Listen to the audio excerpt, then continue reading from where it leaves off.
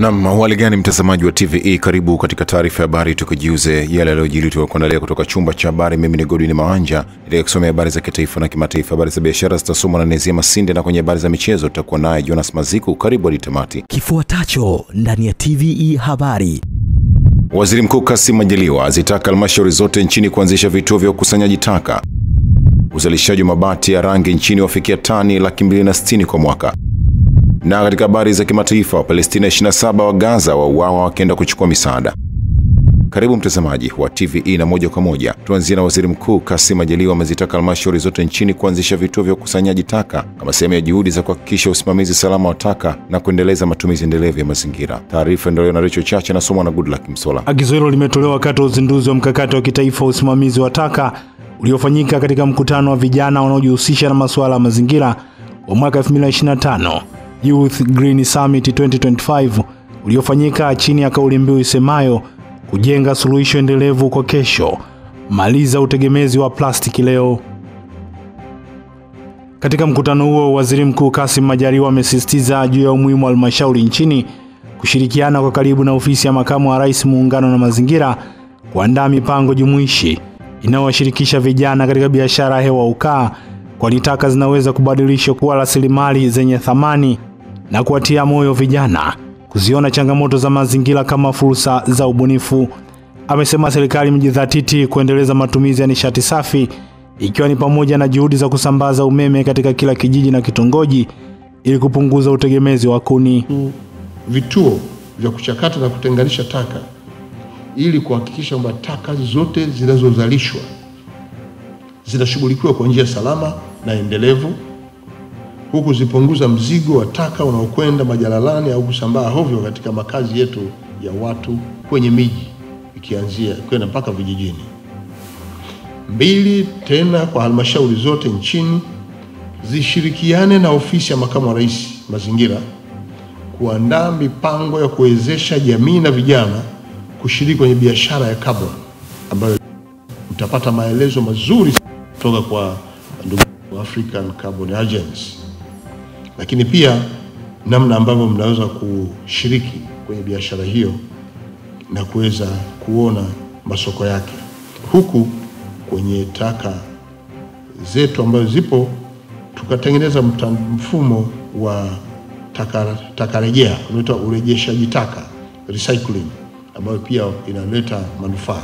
Unakuwa na plastiki, unatengeneza uzi na vitu vya namna hiyo. Kwa upande wake, naibu waziri ofisi ya makamu wa rais muungano na mazingira Hamisi Hamza Hamis ameeleza kuwa Tanzania itaungana na jumuiya ya kimataifa katika kuadhimisha siku ya kimataifa ya mazingira duniani Juni 5 mwaka huu mkoani Dodoma, ambapo maadhimisho ya mwaka huu yamelenga ushiriki wa vijana katika kulinda mazingira na ujasiriamali wa kijani. Serikali kupitia ofisi ya makamu wa rais imeweka jitihada nyingi katika masuala ya uhifadhi na usimamizi wa mazingira ili kwa pamoja kuanzisha kampeni ya upandaji miti, ambapo imeelekezwa nchi nzima kwa kila halmashauri kupanda miti isiyopungua milioni 1.5 kila mwaka.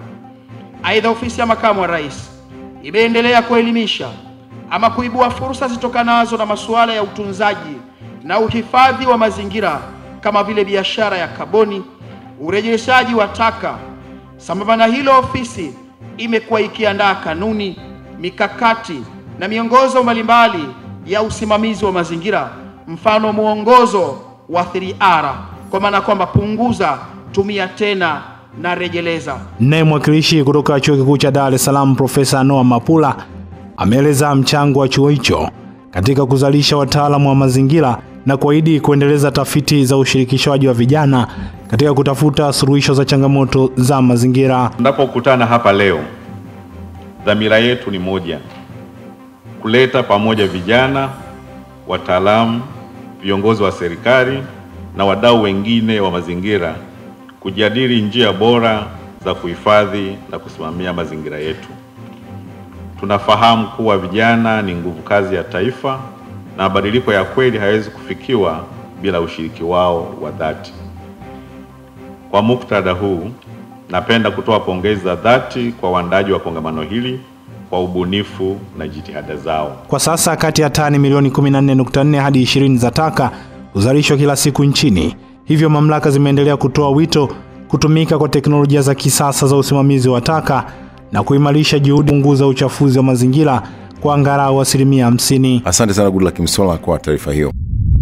Mwenge wa Uhuru umeendelea na mbio zake jijini Dar es Salaam, ambapo leo umetembelea na kuzindua jumla miradi 7 wilayani Ilala yenye thamani ya shilingi bilioni 44.1. Taarifa iliyoandaliwa na Mrisho Mapeo inasomwa na Nancy Ibrahim. Akizungumza wilayani Ilala jijini Dar es Salaam wakati wa mbio za Mwenge wa Uhuru, kiongozi wa mbio za Mwenge mwaka 2025 Ismail Ali Usi amesema Mwenge wa Uhuru umeridhishwa na utekelezaji wa miradi wilayani humo na kusema kuwa serikali imeonyesha nia njema ya kutatua changamoto za wananchi ikiwemo suala la matumizi ya nishati safi ya kupikia. Aidha, Usi amezungumzia namna ambavyo serikali imewezesha vijana, wanawake na wenye ulemavu kupata mikopo isiyo na riba, ambapo Mwenge umezindua mradi wa vijana walionufaika na mikopo wa Ulipo Tupo unaotengeneza samani ikiwemo madawati, na kuwataka wananchi kutambua kuwa mwaka huu ni mwaka wa uchaguzi, hivyo wanapaswa kujitokeza kupiga kura kwa utulivu. Kampeni ya Mheshimiwa Rais ambayo alifanya utafiti kwa maana ya visibility study maeneo yote,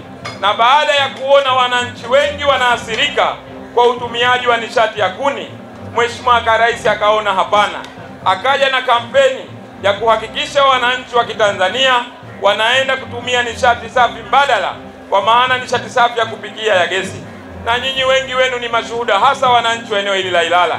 Nadhani miezi mitatu nyuma iliyopita hapo walikuja viongozi wa kidunia na Afrika kuja kujifunza Tanzania Mheshimiwa Rais anawezaje kuanzisha kampeni ya nishati safi ya kupikia hapa nchini kwetu Dar es Salaam. Mpigeni makofi Mheshimiwa Rais wetu. Lakini mwisho, kwa kumalizia, ni wakumbushe wananchi, huu ni mwaka wa uchaguzi. Twendeni tukashiriki uchaguzi mkuu, twendeni tukapige kura kwa wingi, twendeni tukamwambie Daktari Samia kwamba sisi wana Ilala, wana Segerea tupo tayari kukupa miaka 5 mingine ili uendelee kutuletea maendeleo zaidi ndani ya taifa hili. Dr. Samia oye! Kwa upande wao, mkuu wa wilaya ya Ilala Edward Mpogolo na mbunge wa jimbo la Segerea Bona Kamoli umezungumzia suala la mikopo ya 10% inavyowezesha vijana, wanawake na wenye ulemavu, ambapo wamempongeza Rais wa Jamhuri ya Muungano wa Tanzania Dr. Samia Suluhu Hassan kwa kurejesha mikopo hiyo. Tunamshukuru Mheshimiwa Rais kwa mfumo huu wa shirikishi na benki mbalimbali ambao tunakwenda kuwapa vijana, wanawake na wenye ulemavu. Halmashauri yako, ndugu kiongozi wa mbio za Mwenge, itaenda kuwanufaisha kina mama, vijana na watu walemavu. Tunaushukuru Mwenge wa Uhuru kuja kutembelea huu mradi. Tunajisikia faraja kwa niaba ya wana Ilala. Hiki tunachokwenda kufanya na mlichokuja kukagua ni tone ya mambo makubwa ambao Rais wetu Daktari Samia Suluhu Hassan amefanya kwenye wilaya yetu. Katika jimbo letu la Segerea takriban bilioni 8.6 ziliweza kutolewa katika miradi midogo midogo ya 10% ambayo vijana, kina mama pamoja na walemavu. Tunashukuru kwamba miradi hii ya 10% hii imerudishwa tena baada ya kusimamishwa. Mheshimiwa Rais wetu Dr. Samia Suluhu Hassan anajua kabisa kwamba vijana wetu wengi ambao wamemaliza vyuo vikuu hawajaweza kupata kazi, na ndio maana ameamua wajiunge vikundi ili waweze kupata mikopo ambayo wanaendelea sasa hivi kujiwezesha. Miradi hiyo iliyopitiwa na Mwenge wa Uhuru ni pamoja na uzinduzi wa matumizi ya nishati safi ya kupikia kwenye soko la Feri, ujenzi wa barabara ya Magengeni Tabata, kikundi cha vijana watengeneza samani cha Ulipo Tupo kilichopata mkopo wa halmashauri, mradi wa maji safi na Bangulo, kituo cha afya cha Mzinga na shule ya sekondari iliyopo kata ya Ukonga. Asante sana Nancy Ibrahim kwa taarifa hiyo ya Mrisho Mapeo. Wadhibiti ubora wa elimu nchini wametakiwa kuhakikisha wanatumia mfumo wa kidijiti kwenye kufanya ufuatiliaji wa taarifa za elimu na kuachana na matumizi ya karatasi ili kurahisisha upatikanaji wa taarifa zinazosaidia uboreshaji wa elimu. Hazla Omar ana taarifa zaidi kutoka Arusha. Akizungumza wakati wa ufunguzi wa mafunzo ya matumizi ya mfumo wa kidijitali wa udhibiti ubora wa shule kwa viongozi wa ngazi ya elimu mkoa, halmashauri na tehama, Katibu Mkuu Wizara ya Elimu, Sayansi na Teknolojia Profesa Caroline Nombo amesema mafunzo yatasaidia kuboresha elimu kwenye maeneo yao. Lakini katika utekelezaji wa mfumo, uwe ni mfumo ambao uko smooth, mfumo ambao unaingiliana, mfumo ambao unafanya kila mtu atekeleze wajibu wake kwa wakati. Ndio maana ya mfumo. Ukiwa na mfumo alafu bado vitu vinachelewa, havitakuwa na maana ya kuwa na mfumo. Kwa maana hiyo tutatoa huduma kwa wakati na ufanisi utaongezeka. Kwa ni waombe kutakuta hizi zisiwepo.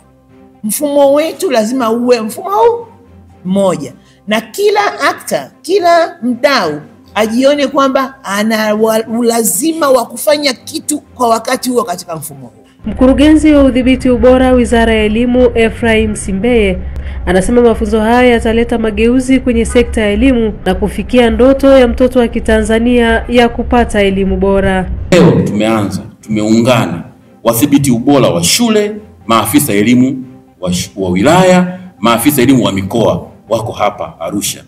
Hii ni dalili njema kwamba mwendo wetu sasa katika kuendelea kumfikia mtoto wa Kitanzania, kukamilisha ndoto za kielimu inakwenda kufikiwa haraka sana. Dr. Joseph Matiko ni mshauri elekezi aliyeshiriki kwa kiasi kikubwa kwenye uundwaji wa mfumo huo. Anaeleza utakavyowarahisishia kazi wadhibiti ubora. Tuliangalia namna gani ya kuweza kurahisisha zoezi la udhibiti ubora ili kuweza kupata taarifa muhimu za ubora wa kila shule hapa nchini, ili kusaidia katika upatikanaji wa taarifa ambazo zitasaidia taifa kufanya maamuzi sahihi kwa kutumia takwimu. Mfumo huu kwanza kabisa unatuunganisha sisi ambao tunatekeleza sera za elimu. Sera hizi zinaandaliwa na Wizara ya Elimu, ambapo kwetu sisi zinasimamiwa na wadhibiti ubora wa shule, na zinapokuja kwetu sisi tunatekeleza. Kwa hiyo kwa kutumia mfumo huu sasa tuna mawasiliano ya moja kwa moja kati ya wadhibiti ubora na idara ya elimu msingi. Asante sana Azla Omar kwa taarifa hiyo. Jamii imetakiwa kuenzi mila na desturi chanya zinazochangia ujenzi ambazo hurithishwa kutoka kizazi kimoja kwenda kingine. Taarifa zaidi na Amini Nyaungo kutoka Singida. Hayo ameyasema Katibu Mkuu Wizara ya Maendeleo ya Jamii, Jinsia na Makundi Maalum Amoni Mpanju katika uzinduzi wa kitini cha majadiliano mila na desturi katika kijiji cha Igombwe mkoani hapa. Jamii yenye kuenzi mila na tamaduni chanya, jamii yenye maadili, tukiamini maadili, mila na desturi chanya zinazochangia ujenzi urithishwa kutoka kizazi kimoja kwenda kizazi kingine. Kwa hiyo Mheshimiwa Dr. Samia Suluhu Hassan, serikali anayoongoza, akasema sasa nyie wizara niliyoiunda, Wizara ya Maendeleo ya Jamii, mwanze kushuka mpaka chini. Mkurugenzi wa wilaya ya Ikungi Rashid Mohamed Rashid amesema kuwa kupitia majadiliano hayo wananchi wamejua kuziacha mila potofu. Wananchi wetu wameweza kuzitambua ni zipi mila potofu na zipi si mila potofu. Kwa hiyo ni imani yangu kwamba zile mila potofu tuziache, maana zinaendeleza ubaguzi katika maeneo yetu. Aidha, kwa upande wa wananchi ambao walikuwa wanatoa mrejesho baada ya majadiliano hayo, walikuwa na haya ya kueleza. Matambiko yaendelee kufanyika kwa sababu yana faida. Mfano, wakati wa msimu wa masika panakuwa na changamoto ya mvua, hivyo hufanyika, lengo kuu ni kuita mvua. Pia matambiko ya kupunguza ndege waharibifu. Mila nyingine inayohitajika kuendelea ni ngoma za asili. Ngoma ya asili zina mchango mkubwa kufikisha ujumbe katika jamii, na pia ngoma za asili ni burudani. 3, ufundaji kwa wanawake. Hii hufanyika kwa watoto wa kike wanaokaribia kupevuka, na wanaelimishwa namna ya kuishi na kulea watoto hapo baadaye. Katika jamii ya kijiji cha Igombwe walikuwa na mila za zamani kama vile namna ya kuishi na maisha ya ndoa, ambapo wazazi walikuwa wanatengana na watoto. Watoto wa kike wanalala na mama yao na watoto wa kiume wanalala na baba yao. Kwa upande mwingine, mama na baba wanatumiana ishara ya kukutana kisiri. Katika majadiliano hayo wametaja mila potofu ambazo wanatakiwa kuachana nazo ni pamoja na mila ya chagulaga na ukeketaji. Kuna hali ya ukeketaji kwa watoto wa kike rithi mke, na wanaamini kuwa wanadhirithi mke ili mali isipotee. Ya chagulaga, hii ni mila ambayo hufanyika zaidi katika kabila la Wasukuma. Asante sana Amini Nyaungo kwa taarifa hiyo.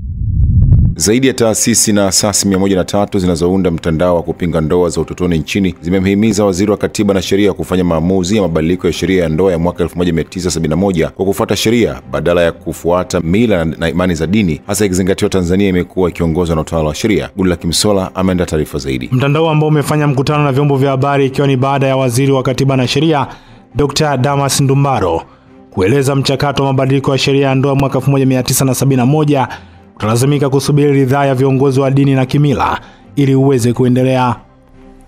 Wakizungumza na wanahabari jijini Dar es Salaam, mratibu wa mtandao huo Lilian Kimati pamoja na mkurugenzi wa shirika la Msichana Initiative Rebecca Jumi wamesema mtandao huo unapinga kauli ya serikali ya kusubiri ridhaa ya viongozi wa dini na kimila, kwani kutachelewesha mchakato wa mabadiliko ya sheria hiyo, hasa baada ya maamuzi ya mahakama ya rufaa na mahakama ya Tanzania. Tumekuja kama sauti moja kama wanamtandao kwa ajili ya kutoa tamko letu kulingana na kauli aliyoitoa ambayo inahatarisha au inaweza kusema inagusa moja kwa moja hizi harakati ambazo tumekuwa tukizipambania kwa miaka yote. Kwa hivyo basi ningependa kuchukua fursa hii kuwakaribisha wanachama kwa ajili ya kutoa tamko hilo. Mheshimiwa Waziri akawa anasema kwamba serikali haiwezi kutunga au kubadili sheria katika eneo hili mahususi bila kupata ridhaa ya makundi, hasa alikuwa anazungumza makundi ya dini, na akazungumza kama makundi ya dini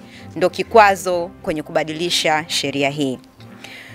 Ndugu waandishi wa habari, kwa kauli moja, sisi kama wanamtandao wa kutokomeza ndoa za utotoni Tanzania, tunapinga sababu iliyotolewa na Dr. Ndumbaro. Tunapenda kumkumbusha Waziri wa Katiba na Sheria kuhusu dhana ya utawala wa sheria kama ilivyoelezewa vyema kwenye ibara ya 107 ya Katiba ya Jamhuri ya Muungano wa Tanzania, na umuhimu wa kuheshimu maamuzi yaliyotolewa na Mahakama Kuu na Mahakama ya Rufani ambazo ziliamua kwamba sheria ya ndoa katika kifungu cha 13 na 17 vinakinzana na katiba yetu na kutoa maamuzi kuwa vifungu hivyo vya 13 na 17 vibadilishwe. Kwa upande wake Gertrude Diabene kutoka Kituo cha Sheria na Haki za Binadamu nchini LHRC pamoja na Salama Kikudo kutoka shirika la Hope for Young Girls wameomba serikali kufanya maamuzi ya marekebisho ya sheria hiyo ya ndoa kwa kuzingatia sheria, hivyo hatua ya kufanya maamuzi kwa kusubiri ridhaa ya viongozi wa dini na kimila ni kama kutowatendea haki wananchi. Lakini kitu kingine pia ni kitu ambacho mahakama ilishatolea maamuzi na imeipa serikali mwaka mmoja kurekebisha, ambao sasa hivi imepita miaka zaidi ya inaelekea 5 sasa na hamna kitu kilichofanyika. Kama nchi ambayo tunaishi kwa utawala wa sheria, sidhani kama ni kitu sahihi hasa kwa kiongozi ambaye pia mwenye dhamana ya kufanya mabadiliko haya kuweza kuongea kwamba anasubiri ridhaa ili kuweza kufanya mabadiliko ya sheria ya ndoa. Hali kuna sheria nyingi kupita bila hata ridhaa ya wale wanaoathirika moja kwa moja. Tunaomba kumkumbusha Mheshimiwa Waziri wa Katiba na Sheria kuwa wakati wote kunapokuwa na mgongano kati ya dini, mila na sheria, sheria ndiyo hutawala na kutumika kwa sababu sheria ndiyo inayoleta usawa. Dini zetu ziko tofauti, kuna wengine wa Kristo, kuna wengine Waislamu, kuna wengine hawana dini kabisa. Kutokana na hili yote ambayo yanarudisha nyuma, ni lazima tufanye mabadiliko ya sheria. Hatuwezi kuendelea kuishi kwa miaka 50. Ni sawasawa tunarudi tulikotoka. Sio kama tunahitaji kuwa na taifa endelevu, ni lazima tuwakomboe wasichana hawa, na hatuwezi kuwakomboa endapo tutaendelea kuishi ndani ya sheria hii. Wito wetu kwa serikali ni kuharakisha marekebisho ya sheria ya ndoa ya mwaka 1971 kulingana na kesi ya Rebecca Jumi, lakini pia kufanyia marekebisho vifungu vya sheria vingine ambavyo vinamkandamiza msichana ili kuongeza ulinzi kwa watoto wa Tanzania. Hata hivyo, mtandao huo kupitia kwa Shuma Mtengeti umeeleza kuchukua hatua nyingine, ikiwemo kuandika barua kwa Waziri wa Katiba Dr. Damas Ndumbaro wakiomba kukutana naye ili kujadili kwa kina kauli hiyo ambayo wanaamini imerudisha nyuma jitihada za mapambano dhidi ya ndoa za utotoni. Dunia inakwenda kwa kasi. Kujadiliana swala la kubadilisha sheria ya mwaka 71 ili kuwapa wasichana nafasi sawa ni swala pia la aibu kwa aina fulani. Uso wakati wake. Na pia hatuwezi kuwa na mjadala wa kwamba tunasubiri maoni ya wananchi au ridhaa kwa ajili ya kutekeleza hukumu ya kimahakama. Hivi kila hukumu ya kimahakama ikiwa inasubiria ridhaa au maoni ya watu kutekelezwa itakuwaje? Haya ni masuala ya msingi ya sisi kujiuliza. Kwa hiyo, lakini vile vile ningependa nikumbushe serikali yangu kwamba tuna uwekezaji mkubwa sana tunafanya katika sekta ya elimu. Tunataka bajeti ya elimu ipande, tunataka madarasa yajengwe, tunataka halafu wasichana watoka ndani ya shule. Kwani tunafanya kitu kama hicho? Tunaposema tunawekeza kwenye elimu, basi tujue tunawekeza pia kwa watoto wa kike ili waweze kupata elimu sawa. Lakini watoto wa kike kama wanaolewa chini ya umri wa miaka 18, ina maana wanatoka nje ya shule. Hatua hiyo inajiri wakati hadi sasa ikiwa imepita miaka 5 baada ya maamuzi ya Mahakama ya Rufani ya Tanzania kutoa hukumu kwa serikali kufanya marekebisho ya vifungu viwili vya sheria namba 13 na 17 katika sheria ya ndoa ya mwaka 1971 ili kuondoa kipengele kinachoruhusu mtoto wa kike kuolewa akiwa chini ya umri wa miaka 18. Asante sana Goodluck Msolla kwa taarifa hiyo. Mgogoro muda mrefu kati ya mwekezaji wa shamba la Makoa na wanachama wa chama cha msingi cha ushirika wa Uduru Makoa umechukua sura mpya baada ya mamia ya wanachama hao kujitokeza kwa wingi katika shamba hilo lililopo wilayani Hai mkoani Kilimanjaro wakishinikiza mwekezaji huyo kuondoka. Habari wetu Fina Limo kutoka mkoani Kilimanjaro ana taarifa zaidi. Wanachama hao wakiwa na mabango yenye jumbe mbalimbali wameeleza kuwa kwa zaidi ya miaka 26 tangu shamba hilo lenye ukubwa wa ekari 358 kupewa mwekezaji hawajawahi kunufaika kwa namna yoyote na uwekezaji huo. Tumepata shida sana kuanzia huyu mama aanze vurugu na sisi. Ametushtaki, tumeshindana naye kwenye mahakama. Bahati nzuri Mungu amenijalia tumeshinda. Kwa hiyo tulitakiwa leo turudishiwe nini? Shamba letu. Sasa kilichofanyika sio kibaya, sahihi kabisa.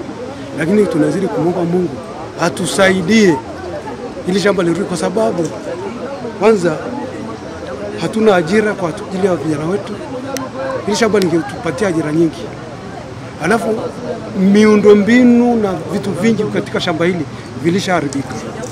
Mpaka maji, mfereji wa kunyeshea maji. Kulikuwa shamba hili lilikuwa la kahawa. Lakini hakuna tena maji ya kwa sababu hayafuatiliwi.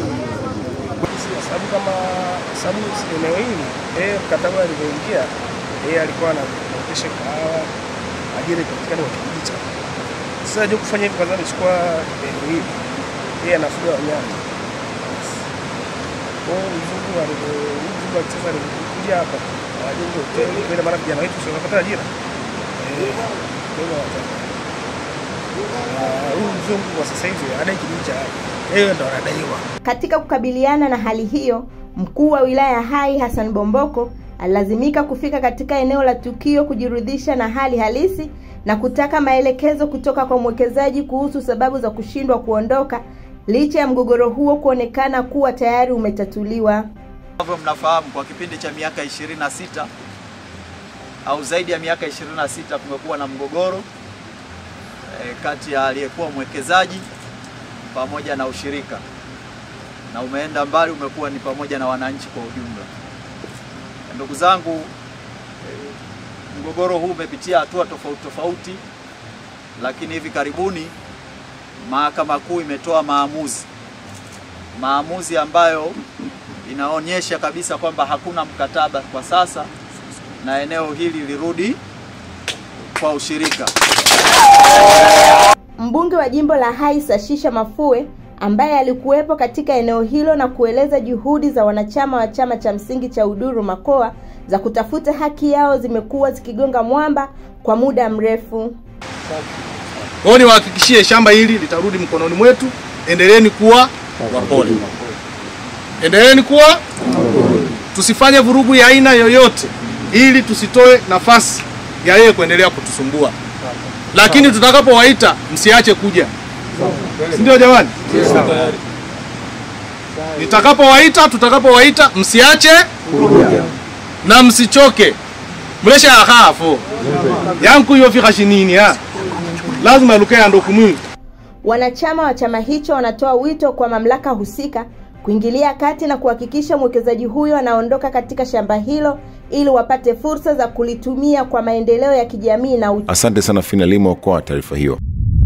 Wananchi wa kijiji cha Image wameondokana na adha ya kusafiri umbali mrefu kwa ajili ya kuwapeleka watoto wao masomoni katika shule ya kata ya Kidegembye baada ya serikali kujenga shule mpya ya sekondari itakayokuwa ikitoa mafunzo ya amali katika kijiji hicho. Taarifa zaidi na Ibrahim Mlele kutoka Njombe. Akizungumza na wananchi wa kijiji cha Image, mbunge huyo ameishukuru serikali ya awamu ya 6 kwa kujenga shule hiyo, huku pia akiwaomba wananchi wa kijiji cha Image pamoja na kata ya Kidegembye kuanza kuwapeleka watoto katika shule hiyo ili kuzalisha wataalamu wa fani mbalimbali watakaoifaa jamii hapo baadaye. Tupa shule hii nzuri ya amali, tumpigie makofi mengi sana Mheshimiwa Rais. Kama Image hamtasomesha watoto, juhudi za serikali kujenga shule hizi itakuwa ni kazi bure. Nataka niwaambie wana Image, dunia tunayoiendea ni dunia ya sayansi na teknolojia. Nimewaambia wakati fulani, leo narudia tena. Dunia inayokuja haitakuwa dunia ya watu kurithi mashamba na nyumba. Itakuwa ni dunia ya watu kurithi maarifa na ujuzi. Image oye!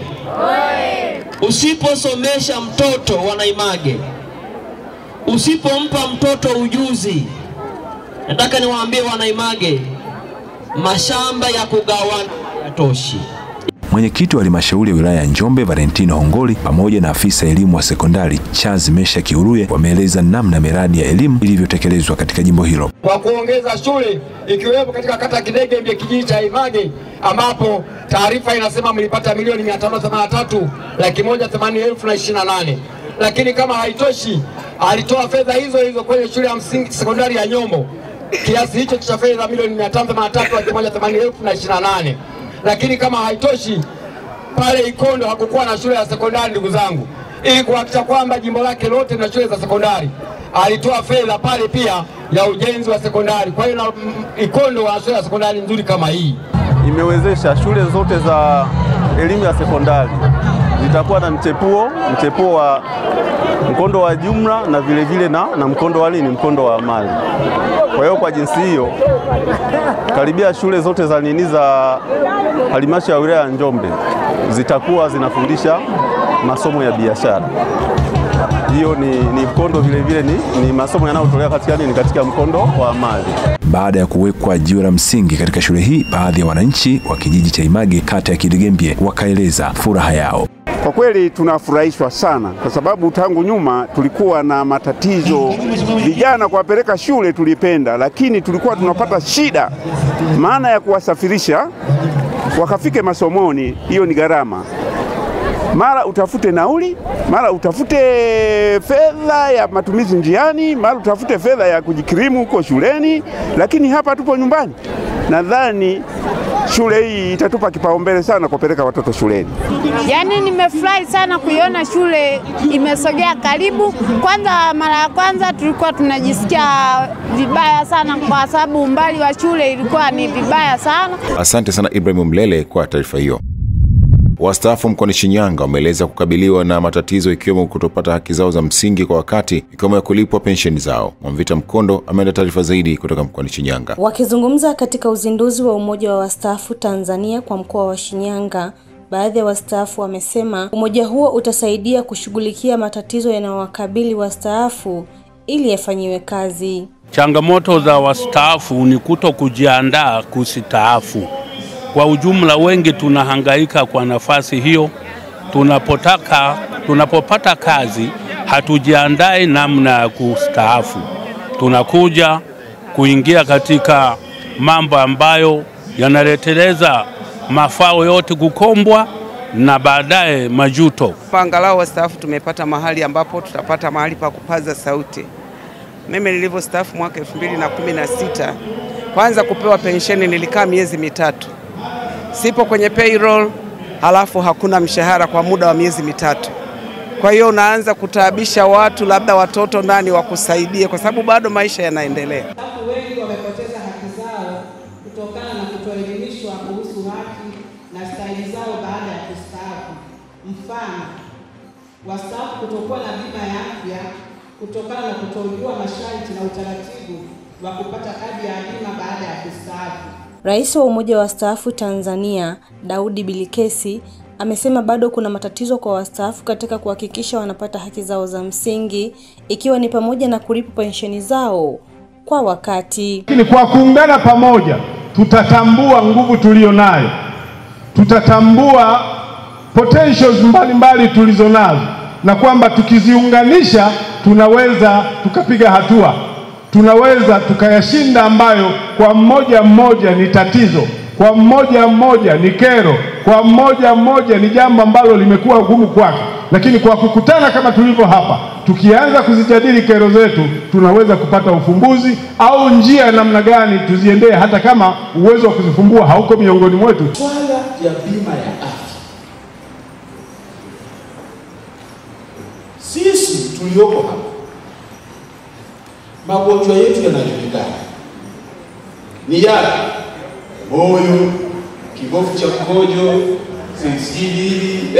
Kwa upande wake, mkuu wa wilaya ya Shinyanga Wakili Julius Mtatilo amewataka wastaafu kuachana na dhana potofu juu ya kuandika wosia, bali ni hatua ya busara ya kuweka mipango bora ya urithi na kuimarisha mshikamano kifamilia.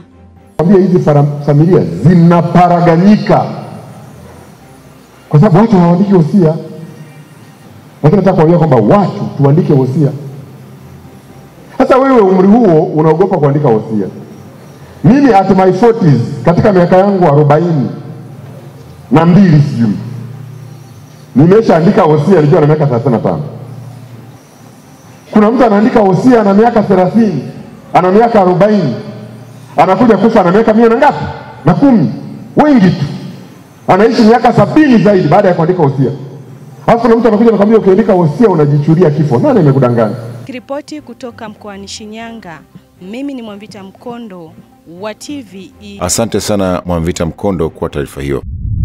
Mamlaka ya udhibiti wa huduma za nishati na maji EWURA kanda ya Magharibi imewataka wafanyabiashara wa mafuta kuzingatia sheria za ujenzi wa vituo vya uuzaji wa mafuta, ikiwa ni pamoja na kupata kibali ili kuzuia uanzishwaji holela wa vituo hivyo, hasa vinavyojengwa karibu na makazi ya watu. Neema Hussein ana taarifa zaidi kutoka Katavi. Akizungumza katika mafunzo ya kuwajengea uwezo wenyeviti wa mitaa na watendaji wa vijiji katika manispaa ya Mpanda mkoani Katavi, meneja wa EWURA kanda ya Magharibi Walter Christopher amesema umbali kati ya kituo kimoja na kingine ni mita 200. Umbali kati ya kituo kimoja na kingine inatakiwa iwe umbali wa mita 200. Lakini ni upande mmoja, kama ni barabara basi ni upande mmoja wa barabara. Lakini inaruhusiwa kujenga kituo upande wa mmoja na upande wa pili vituo vikawa vinaangaliana. Lakini kwa kiwango ambacho kinakubalika ni kwamba kituo kimoja na kingine kama kiko upande mmoja wa barabara, basi vinatakiwa vizingatie umbali wa mita 200. Na kuna wakati inatokea wafanyabiashara wanajisahau, wanajenga vituo vya mafuta bila kupata vibali. Na wafanyabiashara kama hao wakijenga vituo vya mafuta bila vibali, sasa inawezekana wakaanza kujenga sasa vituo ambavyo viko karibu na vile vile hawazingatii taratibu, na wakati mwingine inaweza kaleta madhara kwenye mazingira. Sasa sehemu kama Mpanda, mfano kipindi cha hivi karibuni, kuna vituo vya mafuta kama 2 ambavyo vilijengwa lakini havikuwa na vibali kutoka mamlaka. Na hivyo vituo vilipigwa fine, kwa maana ya kwamba fine yake, fine ya kujenga kituo bila kibali cha ujenzi kutoka EWURA, fine yake ni milioni 20. Maswali mengine yalielekezwa kwa mamlaka ya maji safi na usafi wa mazingira pamoja na shirika la umeme TANESCO. Kama wananchi anaweza kalipa ndani ya siku 30, lakini wasoma mita hawafiki kusoma kwa wakati, analimbikiza wananchi mpaka inafika laki. Kijiji changu nina vitongoji 8. Huduma ya umeme nina vitongoji 4. Vitongoji 4 havina kabisa. Makulu, Kakese, Magamba na Kasokola. Kwenye hizi kata tumeweka kwenye bajeti yetu ya mwaka 25-26 ambayo tunategemea tutaongeza mtandao wa maji kama kilomita 15. TANESCO nchi nzima tunaambiwa kuunganisha wateja mpaka mwaka 2030 kuunganisha wateja zaidi ya mara 2 tunao sasa hivi. Asante sana Neema Hussein kwa taarifa hiyo. Imeelezwa kuwa takriban watoto 22,000 huzaliwa kila mwaka wakiwa na matatizo ya usonji hapa nchini, huku kwa mujibu wa sensa ya mwaka 2002 watoto wapatao 1,700,000 walibainika kuwa na ulemavu wa aina mbalimbali, ambapo 19% kati yao walikuwa na ulemavu wa akili. Rachel Chacha ameenda taarifa zaidi, inasoma studio na Nancy Ibrahim. Takwimu hizo zimetolewa jijini Dar es Salaam na naibu katibu mkuu wa kanisa la Kiinjili la Kiluteri Tanzania KKKT Dayosisi ya Mashariki na Pwani, mchungaji Wilbrod Mastai, ambaye pia ni mwenyekiti wa kamati ya maandalizi ya ujenzi wa kituo maalumu cha kuhudumia watoto wenye mahitaji maalumu kinachotarajiwa kujengwa wilayani Bagamoyo mkoani Pwani. Mchungaji Mastai amesema kutokana na uhitaji mkubwa na vituo vya kulelea na kuwahudumia watoto wenye mahitaji maalumu, wameanzisha harambee maalumu ya kuchangia ujenzi wa kituo hicho, ambapo kilele chake kinatarajiwa kuwa Juni 5 mwaka huu. Ameeleza kuwa mradi huo unakadiriwa kugharimu shilingi bilioni 6 na utakapokamilika kituo hicho kitakuwa na uwezo wa kuhudumia watoto kati ya 700 hadi 1000, wakiwemo 100 watapata elimu ya ufundi. Kanisa linatoa wito moja kwa wahisani tulioalika kushirikiana pamoja na Mheshimiwa Rais na mkuu wa kanisa katika tukio hilo siku hiyo, kufika bila kukosa. Lakini pia kanisa linatoa ujumbe kwa jamii kwamba tushirikiane katika ujenzi wa kituo hichi kwa sababu watoto hawa ni mali yetu wote. Kwa upande wake, makamu mwenyekiti wa kamati ya maandalizi ya ujenzi huo, Mchungaji Eliona Kimaro, amewataka wadau mbalimbali kujitokeza kwa wingi kuchangia ujenzi huo, huku akiwasihi wazazi na watoto wenye mahitaji maalumu kuacha tabia ya kuwaficha watoto wao. Wito wetu kama taasisi ya dini ni kuomba wale wazazi ambao wana watoto wa namna hii wasiwafiche ndani, wawatoe ili waweze kusaidika. Lakini pia Mheshimiwa Rais alionyesha moyo wa upendo sana na kusema pamoja na kwamba watoto hao watasaidika, lakini pia ni kusaidia ile familia ambayo ina mtoto wa namna hii, mtoto alelewe kituoni, alafu baba na mama na walezi wengine waweze kufanya kazi nyingine za kuzalisha. Hiyo ndiyo nia kubwa ya kujenga hicho kituo. Kwa hiyo tunasisitiza watoto wasifichwe ndani. Asante sana Nancy Ibrahim kwa taarifa hiyo ya kwake Rachel Chacha. Mtazamaji, hii ni taarifa ya habari na mimi ni Godwin Mawanja. Tupate mapumziko mafupi kisha tutaendelea na taarifa hii ya habari.